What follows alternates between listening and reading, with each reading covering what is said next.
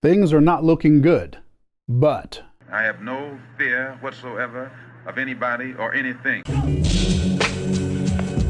Serious? Coming up. Somebody's coming up. Somebody's serious. Hey everybody, Jerry Williams, aka GreaterSapien here. Thanks for stopping by. This video is a follow-up to one I did back in November, 2 weeks after the election of Donald Trump. That video was titled, "Please Prove Me Wrong," and in it I made very concrete statements about my concerns as to what this new Trump presidency would bring. And I told my viewers to note what I said, that I was going on the record with my concerns and I would be willing to admit it if I was shown to be wrong. Actually, I said I hope to be wrong because my being right would not be a good outcome. Well, here we are, 60 days into the new Trump administration. Trump has claimed to have had the most impactful and accomplished start to a presidency than any president in U.S. history. People have been coming on my videos claiming Trump is doing great and that I have Trump derangement syndrome. Let's check in on a couple of my concerns and see where we stand. Let's look at my first concern in that video. I'm concerned that he will weaponize the DOJ and go after his political opponents. My concern is that Trump will act on his political persecution and prosecution promises. Media outlets that criticize him being targeted.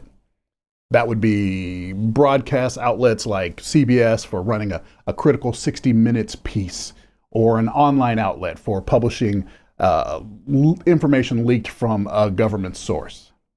Individual citizens or organizations who speak out online or organize protests being targeted for investigation, needlessly being questioned by federal authorities, having travel restrictions put on them, or IRS audits, things like that. Oof. Well, I'm sorry to say that so far I've been proven right in this concern. So far, Trump has targeted for firing or fired every prosecutor or FBI agent that was involved in any case against him.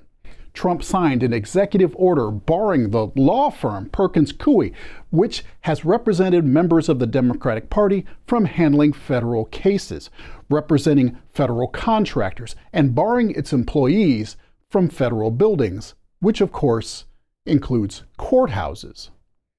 Trump made a speech just over a week ago at the DOJ where he aired out a bunch of his grievances about those who had wronged him. He stood in front of his loyalists at the DOJ and said CNN and MSNBC are illegal for saying bad things about him. Earlier this week, a judge ordered a temporary halt to Trump's deportation of alleged Venezuelan gang members. The next day, Trump called for the judge to be impeached, meaning by ruling against him, the judge had engaged in treason, bribery, or other high crimes and misdemeanors. And Trump, with no constitutional leg to stand on, declared that Biden's pardons of members of the January 6th Select Committee were null and void, and that the members were subject to investigation. People ask why I think Trump is an authoritarian, and to them I say, these are perfect examples. Now, it is true that Trump's claim is bullshit and will not be supported by the courts, but as I said in my original video, Trump doesn't get credit for failing to execute his heinous plans. I don't think him even trying is okay. Do you? Next, I'm concerned that Trump will pursue an inhumane immigration policy. There's no mechanism in our system to implement the mass deportations Trump promised would begin on day one of his administration. Well, this one's a bit of a mixed bag. While Trump has tried to make a big show out of his deportations, he doesn't have the infrastructure to execute them on the massive scale he claimed he would. And because of that, the concern I had with building internment camps and funneling money to corporate prisons has yet to come to pass. As far as I know, building contracts may be in the works, but that information hasn't crossed my path, which is a good thing. On the other hand, Trump has been rounding up people and sending them to prisons in El Salvador without the benefit of due process, which I would define as inhumane. Look, I have no problem with gang members who are in the U.S. illegally being deported, but they have to get a hearing. You have to prove they are what you say they are. But on Wednesday, the Trump administration admitted that many of the people sent to do hard labor in a Salvadoran prison are people with no criminal record. Their excuse in court filings was that they didn't have much information on these detainees because they didn't care to try and find out. One of the detainees was a Venezuelan soccer player who came in legally last year, applied for asylum, and has an asylum hearing scheduled for next month. Yet they arrested him and stuck him on a plane to send him to a foreign prison without due process. And lawyers for other detainees, wholly legal immigrants, have come forward saying their clients have been deported to this prison labor camp in El Salvador. We have immigrants who are here legally being targeted because of speech that the administration doesn't like. They have spread a culture of fear amongst all immigrants and even citizens from immigrant backgrounds.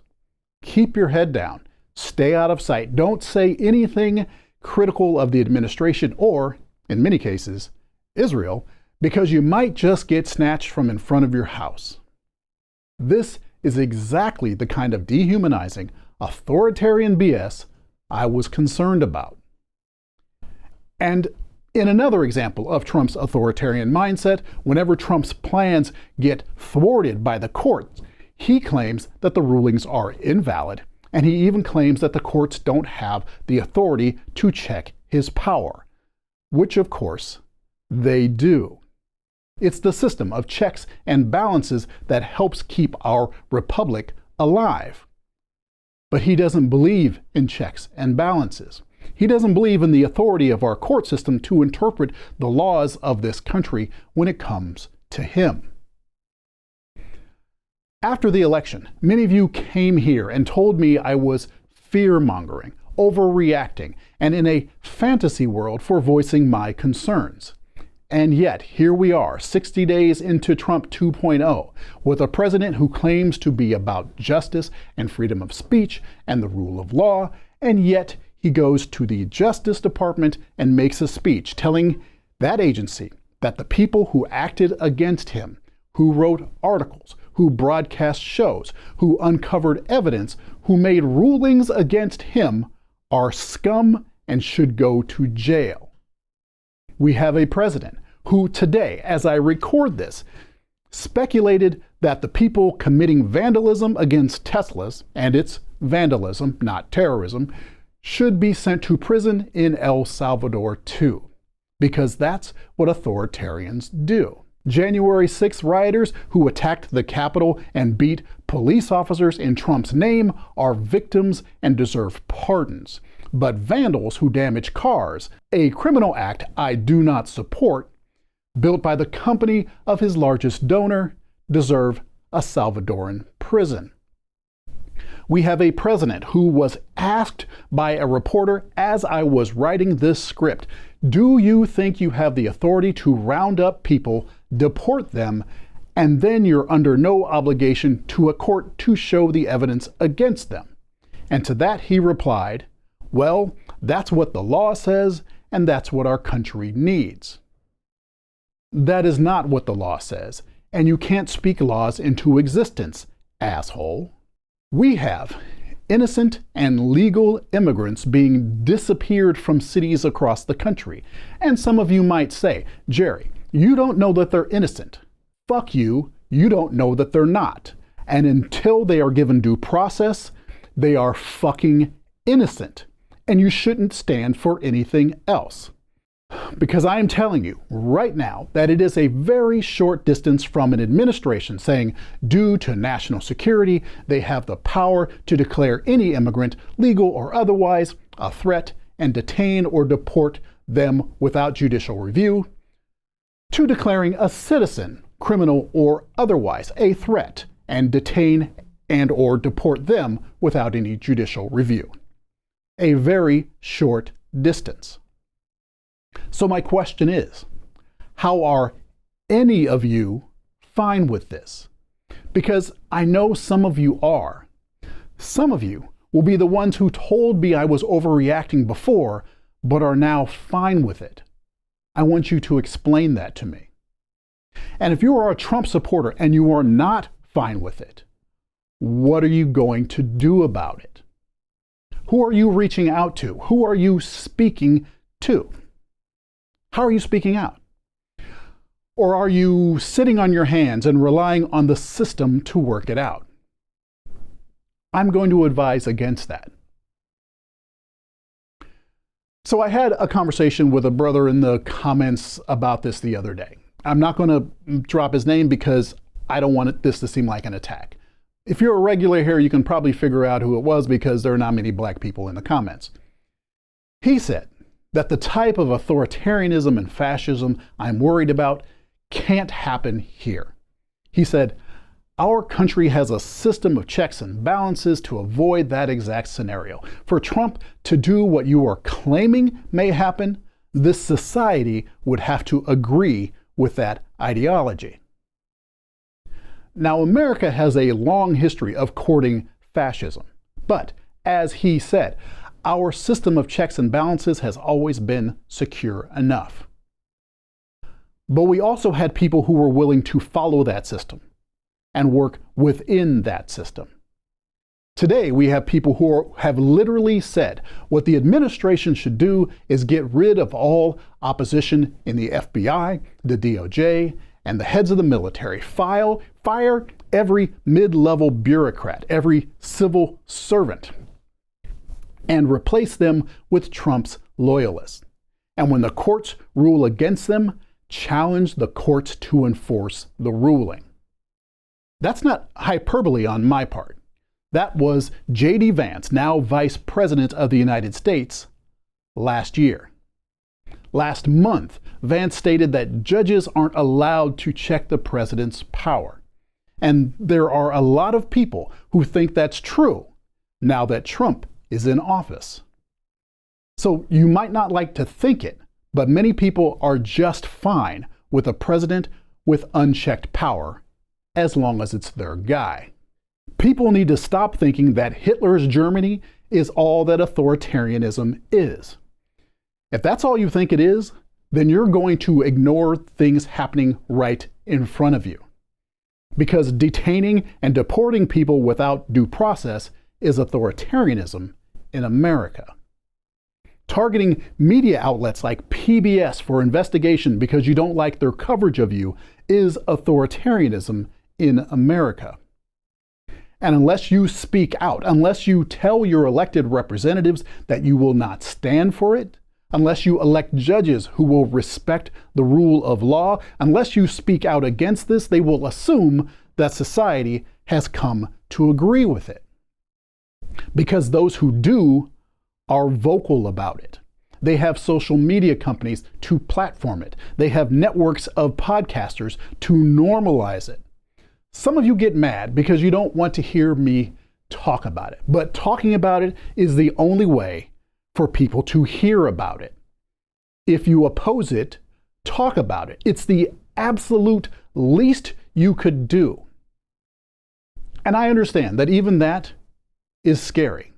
Getting out and saying something, going to a protest, can put you on someone's radar. But that's just the risk you have to take. So I'm not holding back on this shit. I don't want to look back and say, well, Flat Earth videos got me more views, so I focused on those. No, these are the things that matter. So let me state very clearly, in the words of Tupac, fuck Donald Trump, fuck Vance, fuck MAGA as a movement, a label, and as a motherfucking crew. And if you want to be down with MAGA, then fuck you too. Kash Patel, fuck you too. Dan Bongino, fuck you too. You authoritarian, un-American fucks need to go. Do I need to make myself any more clear? Good. Until next time, chin down, eyes up, keep your head on a swivel, stay woke. And the Shogun is the master. Why don't you sit down and shut up? Why don't I sit down and what? I said, why don't you sit down and shut up? Why don't anybody who wants me to sit down and shut up come down here and make me? I can't